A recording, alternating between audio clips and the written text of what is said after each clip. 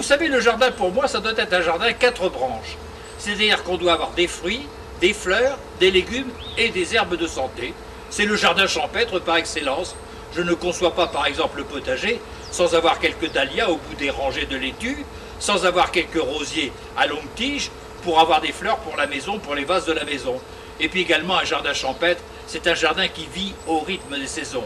On va cultiver évidemment les légumes au bon moment, les fleurs, on va choisir des fleurs rustiques pour semer au printemps, et puis également toutes les fleurs vivaces qui sont celles qui donnent une couleur durable à un jardin en les mélangeant à des annuelles qui vous permettent de changer la palette du peintre jardinier tous les ans.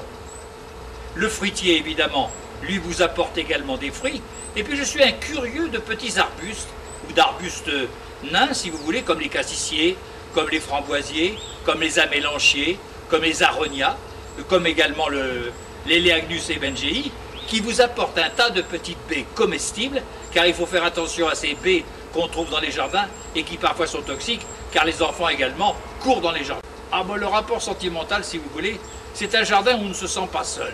Il faut d'abord faire un jardin champêtre, comme je vous le disais tout à l'heure, mais surtout un jardin dont les haies ne soient pas trop hautes pour pouvoir continuer à parler avec son voisin, échanger des conseils, et pourquoi pas, échanger de temps en temps quelques plants, quelques plants de légumes, de fleurs. On en fait toujours trop quand on les sème.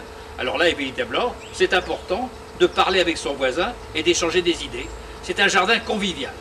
Et puis en plus, cette relation amoureuse avec le jardin, c'est savoir descendre dans son jardin tous les jours pour y apprendre quelque chose, et puis en même temps quand même, pour en faire la pièce en plus de la maison, celle du loisir, celle de la joie de cultiver, et celle de la joie de donner de l'amour à la terre. Ce qui se profile pour demain, ben, ce sont des jardins du XXIe siècle. Il faut que les jardins évoluent avec les hommes. Vous savez, au XIXe siècle, vous aviez des jardins potagers qu'on ne visitait pas. Parce que les jardins potagers, c'était avant tout le jardin vivrier de la maison, dans la mesure où la cuisine du XIXe, on cachait les légumes sous des sauces, sous des gratins, sous des choses comme ça. Puis est arrivée la nouvelle cuisine, où là on mettait en valeur au contraire les légumes, leur couleur, leur forme. Ce qui veut dire que le potager est devenu un jardin d'ornement pour beaucoup de gens. On ne cultive pas les salades en rang, mais on les cultive en rond, on les cultive sur la terrasse, sur le balcon, et on fait son potager là où on aime cultiver des tomates, cultiver des petites choses comme ça.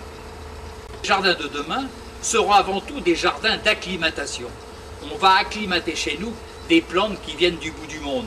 Jadis, le géranium est arrivé d'Afrique du Sud, mais aujourd'hui, vous avez des plantes qui arrivent de Nouvelle-Zélande, de Chine, qui sont ces grandes terres qui vont pourvoir à l'embellissement et au renouvellement des plantes dans nos jardins.